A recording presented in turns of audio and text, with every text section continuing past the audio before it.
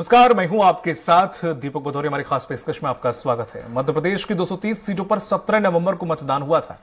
3 दिसंबर को सुबह 8 बजे मतगणना शुरू होगी और 1 घंटे में पोस्टल बैलेट के रुझान आ जाएंगे। 10 बजे तक सभी सीटों के रुझान आ जाने की उम्मीद है और इसी दौरान दावों का दौर दोनों पार्टियों की तरफ से जारी है। वो घड़ी आ गई है जिसका न केवल बीजेपी और कांग्रेस समेत तमाम राजनीतिक दल बल्कि मध्य प्रदेश की 9 करोड़ जनता को भी इंतजार है। दोनों ही पार्टियों ने दमदार तरीके से चुनाव लड़ा। बीजेपी की ओर से जहां मुख्यमंत्री शिवराज सिंह चौहान फ्रंटनर बने हुए थे, तो वहीं कांग्रेस की ओर से प्रदेश कांग्रेस अध्यक्ष कमलनाथ के हाथ में बागडोर थी। सत्ता का ऊंट किस करवट बैठेगा, ये तो रविवार को ही पता चलेगा। इससे पहले दोनों ही पार्टियों ने अपनी अपनी जीत के दावे किए हैं। 10 एग्जिट पोल में भी 4 में बीजेपी को बहुमत और 2 में कांग्रेस को बहुमत मिलने का दावा किया गया है। 4 एग्जिट पोल में कांटे का मुकाबला दिखाया गया है। मध्य प्रदेश विधानसभा की 230 सीटों के लिए 17 नवंबर को मतदान हुआ था। इस बार 2533 प्रत्याशी मैदान में थे। अब तक हुए विधानसभा चुनाव के सभी रिकॉर्ड तोड़ते हुए मध्य प्रदेश में पहली 77.15% वोटिंग हुई है। इसमें भी 78.21% पुरुष और 76.03% महिलाओं ने मतदान किया। इसके मुकाबले 2018 के चुनावों में 75.2% वोटिंग हुई थी। इससे पहले तक एक रिकॉर्ड थी। रविवार को जिला मुख्यालय के स्ट्रांग रूम से ईवीएम निकालकर मतों की गिनती का काम सुबह 8 बजे शुरू होगा। 1 घंटे बाद रुझान आने लगेंगे। उम्मीद की जा रही है कि रविवार सुबह 10 बजे तक सभी सीटों के रुझान मिल जाएंगे। 2018 की बात करें तो बीजेपी को 109 और कांग्रेस को 114 सीटें मिली थी। बीएसपी को 2, सपा को 1 और निर्दलियों को 4 सीटें मिली थी। कमलनाथ के नेतृत्व में कांग्रेस ने 15 साल बाद मध्य प्रदेश में सरकार बनाई थी। हालांकि 2020 में ज्योतिरादित्य सिंधिया के नेतृत्व में कांग्रेस के विधायकों ने इस्तीफा दिया और बीजेपी में शामिल हुए। शिवराज सिंह चौहान फिर मुख्यमंत्री बने। 3.5 साल में बीजेपी ने उन गलतियों को दूर करने की भरसक कोशिश की जिनकी वजह से उसे 2018 में सत्ता से दूर होना पड़ा था। लाडली बहना जैसी योजनाएं भी लागू की, जिसके तहत करीब 1 करोड़ 31 लाख महिलाओं के खाते में हर महीने 1250 रुपए डाले जा रहे हैं। मुख्यमंत्री शिवराज सिंह चौहान से लेकर केंद्रीय मंत्रियों तक हर कोई बीजेपी की जीत का दावा कर रहा है।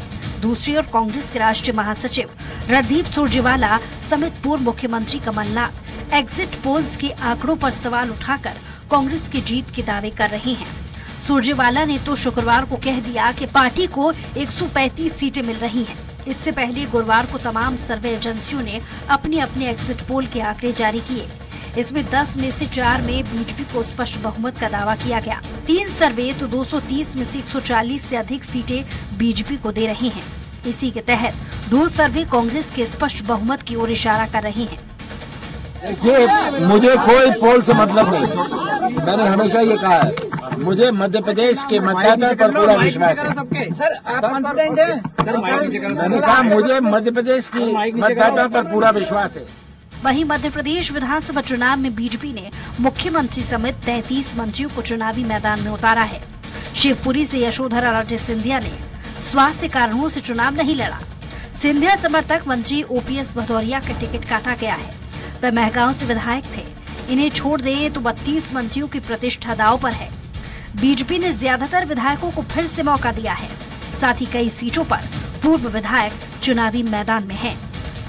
सरकार भारतीय जनता पार्टी की आ रही है, एक ही संकेत अरे विकास, चाहे वो आप देवदर्शन का मानो, चाहे एग्जिट पोल का मानो, चाहे हमारे मुख से सुन के मान लो। वैसे आवाज तो आप सबको भी है, पूछ हमसे रहे हो यार। आदिवासी वोट बैंक को साधने के लिए बीजेपी और कांग्रेस दोनों ने ही जोर लगाया है। 2018 में आदिवासी वोट बैंक बीजेपी के हाथ से छिटक कर कांग्रेस के पास चला गया था। सत्ता परिवर्तन का आधार भी बना था। उस समय आदिवासियों के लिए आरक्षित 47 सीटों पर मतदान प्रतिशत बढ़ा था। कांग्रेस ने 30 और बीजेपी ने 16 सीटें जीती थी। 1 सीट पर निर्दलीय प्रत्याशी को जीत मिली थी।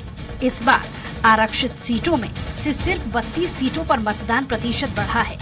15 सीटों पर मतदान का प्रतिशत घटा भी है। खास बात यह है कि आदिवासियों के लिए आरक्षित 24 सीटों पर ही 80% से ज्यादा मतदान हुआ है। मध्य प्रदेश विधानसभा की 230 सीटों में से 34 पर महिलाओं का मत प्रतिशत पुरुषों से ज्यादा रहा है। इन 34 सीटों में अधिकतर सीटें विंध्य और महाकौशल की है, जहां इस बार मुकाबला बेहद दिलचस्प है। विंध्य में 2018 में बीजेपी ने ऐतिहासिक प्रदर्शन कर 30 में से 24 सीटों पर जीत हासिल की थी। वहीं ग्वालियर चंबल संभाग में ज्योतिरादित्य सिंधिया का जलवा स्थापित हुआ था और कांग्रेस ने उनके नेतृत्व में बड़ी संख्या में सीटें हासिल की थी। ये बात अलग है कि इस बार सिंधिया ने बीजेपी के लिए वोट मांगे हैं। कांग्रेस में मुख्यमंत्री के चेहरे को लेकर पिछली बार विवाद की स्थिति बनी थी। 2018 के विधानसभा चुनाव में ज्योतिरादित्य सिंधिया भी मुख्यमंत्री बनने के दावेदार थे। कांग्रेस के चुनाव अभियान का नेतृत्व भी उनके पास था।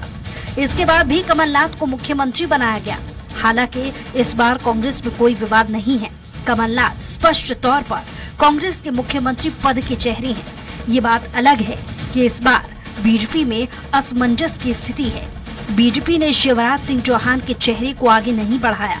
वहीं मुख्यमंत्री पद के तगड़े दावेदार समझे जाने वाले नरेंद्र सिंह तोमर, कैलाश विजयवर्गीय, प्रहलाद पटेल को भी विधानसभा चुनाव मैदान में उतारकर मुख्यमंत्री पद के फैसले को उलझा दिया है। सलमान खान, स्वराज एक्सप्रेस। और इसी पर चर्चा करने के लिए खास मेहमान हमारे साथ जुड़े हुए हैं। धर्मेंद्र शर्मा जी हैं, कांग्रेस प्रवक्ता। धर्मेंद्र जी, आपका बहुत बहुत स्वागत है। और शिवम शुक्ला हैं बीजेपी से। शिवम, आपका बहुत बहुत स्वागत है। धर्मेंद्र जी, जिस तरह से देखा जाए, आज ही का बयान है जो कैलाश विजयवर्गीय जी का। उन्होंने ये कहा है कि अगर 60 से भी ज्यादा सीटें कांग्रेस की आ जाती हैं तो मुझे बड़ा ताज्जुब होगा। 2 बजे तक दूर हो जाएगा भदौरिया जी। हाँ, कमलनाथ जी के नेतृत्व में पूर्ण बहुमत की सरकार कांग्रेस पार्टी की बनने जा रही है। 135 से 140 सीटें लेकर। आप इसको लिख लीजिएगा और कल आपके चैनल पर बैठकर मैं आपको मिठाई भी खिलाऊंगा भोपाल आकर। चलिए ठीक है। और ग्वालियर चंबल जहां से मैं आता हूँ, जी जी बिल्कुल, 28 से अधिक सीटें लेकर कांग्रेस पार्टी आएगी। ये बात भी आप लिख लीजिए। कैलाश विजयवर्गीय जी बड़बोलेपन के लिए जाने जाते हैं और सभी इस बात को जानते हैं। पहले वो अपनी सीट तो बचा लें, तब वो भाजपा की गारंटी लें। मध्य प्रदेश की जनता ने पूरे प्रदेश में भारतीय जनता पार्टी के 18 साल के कुशासन के खिलाफ, महिलाओं पर हो रहे अत्याचार के खिलाफ, लगातार बढ़ रहे भ्रष्टाचार के खिलाफ, जिस प्रकार से बाबा महाकाल के कॉरिडोर में भाजपा के नेताओं ने 50% कमीशन खाने का कुकृत्य किया और युवाओं को रोजगार के लिए तरसा दिया, तो हमारे कर्मचारी भाइयों ने 95% ओल्ड पेंशन स्कीम के समर्थन में कांग्रेस पार्टी को वोट दिया है।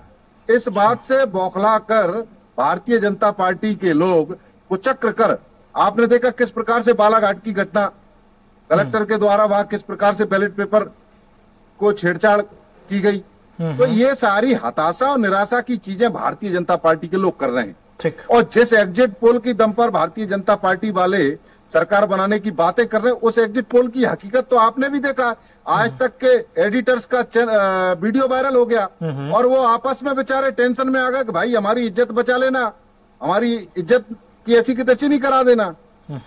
तो ये स्थिति उन एग्जिट पोल्स की है, उनकी क्रेडिबिलिटी पर सबसे बड़ा प्रश्न चिन्ह यही है। दूसरा, कर्नाटक के चुनाव में, हिमाचल के चुनाव में इन लोगों ने तो बीजेपी की सरकार बनवा दी थी वहां। और तो पश्चिम बंगाल में तो आप एग्जिट पोल पे भी नाराजगी क्यों जाहिर कर रहे हैं? तीन एग्जिट पोल ने आपका समर्थन किया है कि आपकी सरकार बन रही है, तो इसमें हर्ज क्या है?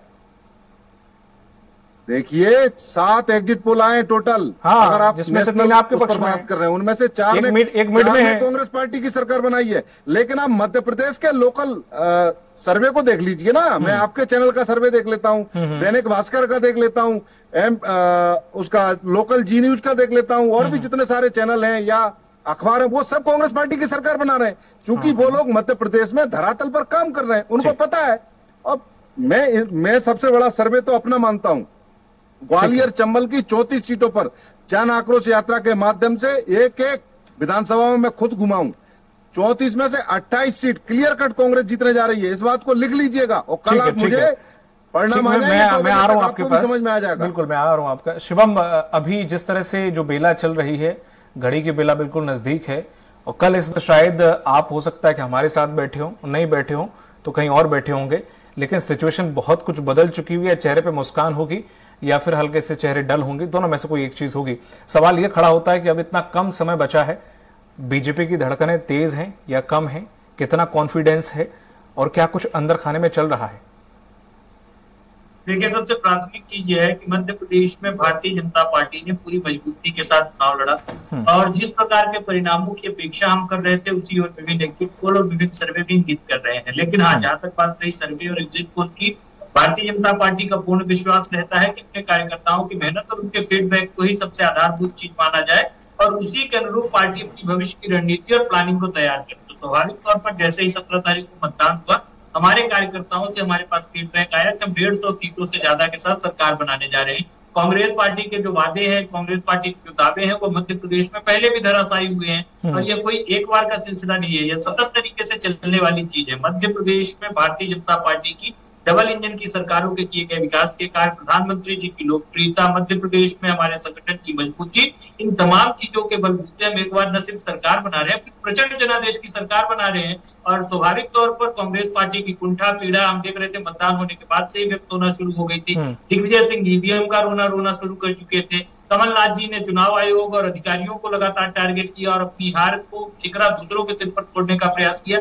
यह तमाम चीजें स्पष्ट रूप से दिखा रही हैं कि मध्य प्रदेश में कांग्रेस पार्टी की जमीन दरक चुकी है।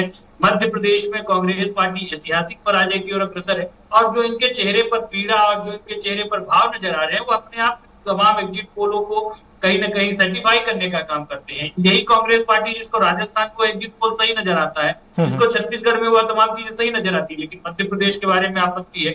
मध्य प्रदेश में उनके दावों को लेकर के उनको संघ से जुड़ा हुआ बताने की कोशिश करते हैं, इस प्रकार के प्रयास करते हैं। क्या तमाम चीजें राजनीति में अच्छे स्टैंडर्ड्स नहीं सेट कर रही है। कांग्रेस पार्टी को चाहिए वह खुले दिल के साथ अपनी पराजय को स्वीकार करे, क्योंकि उनके नेता न जमीन पर थे न जनता के बीच में थे। तो स्वाभाविक तौर पर मध्य प्रदेश की उत्साही जनता कैसे उनके ऊपर विश्वास कर सकती है? सत्ता में रहते हुए आपने कोई उनको ऐसा डेवलपमेंटल मॉडल नहीं दिया कि आप उनको उसकी बात करके जनता को प्रभावित कर सके। आपके नेताओं को उतना गुरुत्वाकर्षण, उतना आकर्षण नहीं रहा कि वो जनता के बीच एक नई ऊर्जा का संचार कर सके। आपके कार्यकर्ताओं का नेतृत्व के ऊपर विश्वास नहीं था, नेतृत्व का जनता और कार्यकर्ताओं के ऊपर विश्वास नहीं था। आप देखिए, विधायकों को बुलाना पड़ रहा है कि आप लोग जीतते ही भोपाल आइए, कहीं विधायक इधर उधर हो जाए। अरे ऐसे संगठन से प्रदेश का विकास कैसे होगा जहां नेताओं को कार्यकर्ताओं के ऊपर विश्वास नहीं है? तो मध्य प्रदेश की जनता कैसे आपके ऊपर विश्वास करेगी? स्पष्ट बात है, मध्य प्रदेश की जनता ने पूरी मजबूती के साथ भारतीय जनता पार्टी की सत्ता में वापसी की राह को प्रशस्त किया है और स्वाभाविक तौर पर हम मजबूती के साथ हम वापस सत्ता में आ रहे हैं। मध्य प्रदेश में जो विकास की एक अविरल गंगा हमारे द्वारा लगातार 18 वर्षों में बहाई गई थी, जिसमें प्रधानमंत्री जी के आने के बाद और ज्यादा तीव्र गति प्रदान की गई, क्या तमाम चीजों को हम आगे लेकर के जाएंगे। अकेले मध्य प्रदेश में लगभग 1.5 करोड़ से ज्यादा लोगों को हम गरीबी रेखा से बाहर लेकर के आए। मध्य प्रदेश में ही हमने कहीं ना कहीं जो जीडीपी का साइज था उसको 74,000 करोड़ रुपए से 14.5 लाख करोड़ रुपए तक का लेकर के गए। मध्य प्रदेश में प्रति व्यक्ति आय जो कहीं ना कहीं 14,000 हुआ करती थी, उसको 1,40,000 तक पहुंचाया। मध्य प्रदेश में 5,000 किलोमीटर की सड़कें थी, तो हमने 5 लाख किलोमीटर की सड़कें बनाई। यह तमाम चीजें मध्य प्रदेश की जनता ने परिवर्तन को होते हुए महसूस किया है, देखा है और स्वाभाविक तौर पर जब अपने मत का प्रयोग कर रहे थे, चीजों को दृष्टिगत रखा है। और दूसरा जो सबसे महत्वपूर्ण कारक इन चुनावों में था, जिस प्रकार से महिला वोटरों का भारतीय जनता पार्टी के पक्ष में उत्साह था। एक अकेले लाडली बहना की तो तमाम मीडिया के लोग बात कर रहे हैं, नारी शक्ति बंधन अधिनियम जो केंद्र के स्तर पर प्रधानमंत्री जी लेकर जाए, उसका एक व्यापक प्रभाव था। महिलाओं को दिखा कि किसी राजनीतिक दल में दृढ़ इच्छा शक्ति है, तो महिलाओं का वास्तविक राजनीतिक अधिकार में देना चाहती है। डिसीजन मेकिंग में जो उनकी एक क्रेडिबल भूमिका होनी चाहिए, उस दिशा में भी भारतीय जनता पार्टी की सरकार ने सोचा और इन तमाम चीजों की वजह से ही भारतीय जनता पार्टी आज बेहद कॉन्फिडेंट है। और आप कांग्रेस के प्रवक्ताओं की भाषा शैली देखिए, किस स्तर तक की नकारात्मकता है। यह चीजें दिखा रही है कि कांग्रेस पार्टी यहाँ पर मध्य प्रदेश में साफ होने की ओर कगार पर है। कमलनाथ जी ने, मेरा जहां तक निजी अनुभव है, कि अपना सामान भी व्यवस्थित करना शुरू कर दिया होगा, क्योंकि मध्य प्रदेश में उनकी राजनीति कहीं न कहीं सत्ता की लोलुपता में केंद्रित थी। मध्य प्रदेश में उनकी राजनीति का आधार कभी भी यह नहीं रहा कि उनको जनता की सेवा या समर्पण की मैं आपके पास मध्य प्रदेश में वह मुख्यमंत्री बनने के लिए राजनीति करने और अपना वापसी की राह पर है। ठीक, जिस तरह से देखा जाए धर्मेंद्र जी, अभी जो आज जो कमलनाथ जी का भी बयान आया कि हमें जो बागी हैं या फिर जो अन्य दल के नेता उनसे संपर्क करने की जरूरत नहीं, वो काफी कॉन्फिडेंट नजर आए। कॉन्फिडेंट तक तो ठीक है, लेकिन जो अभी नई परिपाटी चली है, सुनने में आया है कि कुछ चार्टेड प्लान 2 तैयार करके रखे हुए हैं, कहीं कुछ बसेस तैयार करके रखी हैं, हिमाचल और साउथ में पूरा हिसाब किताब बैठा दिया गया है कि कहां पे भेजना है। इतनी इनसिक्योरिटी आखिर किस वजह से है? जब अपने विधायक हैं, इतना विश्वास आपको उन पर है, जब आपको मतदाताओं पर इतना विश्वास है, तो वो आपके प्रत्याशी हैं, ऐसी कवायद करने की जरूरत क्यों आन पड़ रही है? देखिए, माननीय कमलनाथ जी का कॉन्फिडेंस इसलिए है क्योंकि उन्होंने धरातल पर जनता के बीच में जाकर जनता के मुद्दे उठाए और उन्हें पता है कि इस मध्य प्रदेश की जनता ने माननीय कमलनाथ जी को भरपूर आशीर्वाद दिया है। शासकीय कर्मचारियों ने भरपूर आशीर्वाद दिया है। 18 साल के शिवराज सरकार के कुशासन के खिलाफ ये मैंडेट जनता दे चुकी है। और जो भाजपा के मित्र प्रवक्ता यहाँ बैठकर बातें कर रहे थे, इनको 2 बजे तक कल स्थिति समझ में आ जाएगी। कल ये बोलने लायक नहीं बचेंगे। मैं दावे से कह रहा हूं, अगर Bharatiya Janata party 90 seat cross कर जाए तो शिवम भाई मेरे से इसी चैनल पर, आपके चैनल पर बैठकर बात कर लें। ठीक है। इनके पास कुछ बचा नहीं है, केवल और केवल एक मुगालते में ये खुश होना चाह रहे हैं। तो ठीक है, कल दोपहर 2 बजे तक ये भी क्लियर हो जाएगा। रही बात तैयारी की, तो देखिए, जनमत की लुटेरी भाजपा, आपने देखा किस प्रकार से 2018 में मध्य प्रदेश की जनता ने माननीय कमलनाथ जी की सरकार बनाई थी, लेकिन कुछ बिकाऊ विधायक और कुछ गद्दार नेताओं के कारण हमारी सरकार, भारतीय जनता पार्टी के नेताओं ने नोटों की दम पर विधायकों को खरीदकर वोटों से बनी हुई सरकार को गिरा दिया। हम नहीं चाहते कि इस प्रकार का कोई भी रिस्क इस बार हम लें, क्योंकि भारतीय जनता पार्टी के लोग, आप देख रहे हैं किस प्रकार से हल्की से हल्की हरकत करने पर उतर आए। कल ग्वालियर में इनके राष्ट्रीय अध्यक्ष जेपी नड्डा जी आए, रात भर रुके। आज भी शायद बताते हैं कि जेपी नड्डा ग्वालियर में ही है। ये इनकी घबराहट है, क्योंकि ग्वालियर चंबल तो कांग्रेस के लिए सबसे मजबूत है। भारतीय जनता पार्टी की जमीन खिसक चुकी है। लेकिन सबसे बड़ी बात पता क्या है भदौरिया जी, अभी तक इनको यकीन नहीं है। कल दोपहर में जब परिणाम लगभग आ जाएंगे, उसके बाद आप इनसे पूछिएगा कि 150 पार की बात करने वाले लोग 90 पार नहीं कर पाएंगे। ठीक है, 90 पार तो वो अलग बात है, वो कल सही कह रहे हैं आप, 2 बजे तक बहुत हद तक तस्वीर क्लियर हो जाएगी।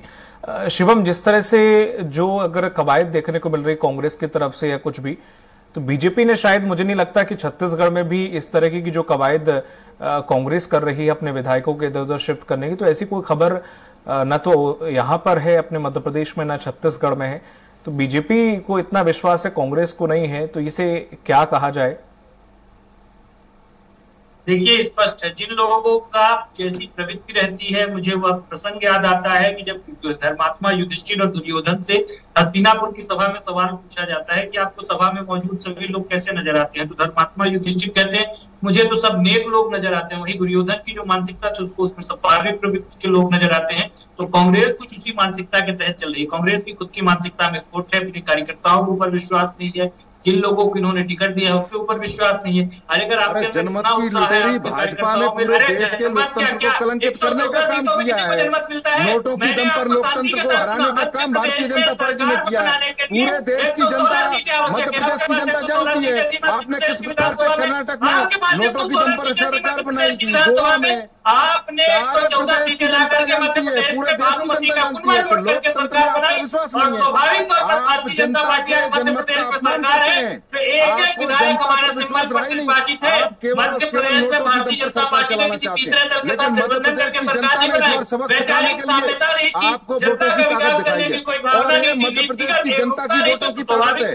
आप देखना 135 से 140 सीटें लेकर माननीय कमलनाथ जी की सरकार बन रही है। और कल भारतीय जनता पार्टी के लोग आसपास दिखाई नहीं देंगे। और इसका सबसे बड़ा सबूत यह है कि शिवराज सिंह चौहान जी ने अपने धर्मेंद्र शर्मा जी, जैसे कमलनाथ जी ने रोकने का काम किया था। धर्मेंद्र शर्मा जी, सज्जन सिंह वर्मा का आज एक स्टेटमेंट आया कि बीजेपी 2 ट्रक भर के पैसे मंगा रही है। कहां से लाते हैं ये सूत्र? भारतीय जनता पार्टी का भदौरिया जी आप जानते हैं, चाल चरित्र चेहरा ही है, इनका जनमत में विश्वास है ही नहीं। इनको तो सरकारें लूटने की आदत पड़ गई है। जनता के वोट पर डाका कैसे डालना है, विधायकों की खरीद फरोख्त करना है, डराना है, धमकाना है, 100 करोड़ 50 करोड़। मेरे पास इनके कई सारे मंत्रियों के जो पहले कहते थे कांग्रेस मेरी माँ है, उनके वीडियो है, वो कहते थे हम कांग्रेस के चुने हुए विधायक हैं, आप बताइए हम 50 करोड़ 100 करोड़ में बिक जाएंगे क्या? और वो बिक गए। ऐसे बिकाऊ गद्दार जिनकी कोई विचारधारा नहीं है, वो आज भारतीय जनता पार्टी के लाल बने बैठे हैं, इनके वफादार बनकर बैठे हैं, जिनकी कोई विचारधारा नहीं है। मैं ऐसे सभी व्यक्तियों को राजनीति के लिए उपयुक्त नहीं मानता, जिनकी कोई विचारधारा नहीं। आप अपनी विचारधारा के साथ काम करिए और जनता ने जो जनमत दिया हो, जिस किसी पार्टी को दिया हो, उसको स्वीकार करिए। लेकिन ये जनता के जनमत का अपमान करते हैं, ये खरीद फरोख्त में विश्वास रखते हैं। इस कारण से पूरे देश की जनता अभी 2023 में 5 राज्यों में भारतीय जनता पार्टी का सुपड़ा साफ होगा। उसके बाद 2024 में केंद्र से भी भारतीय जनता पार्टी की सरकार जाने वाली है। मैं दावे से कहता हूं, मध्य प्रदेश ही नहीं, पूरे देश की जनता ने भारतीय जनता पार्टी के चाल चरित्र चेहरे को समझ लिया है।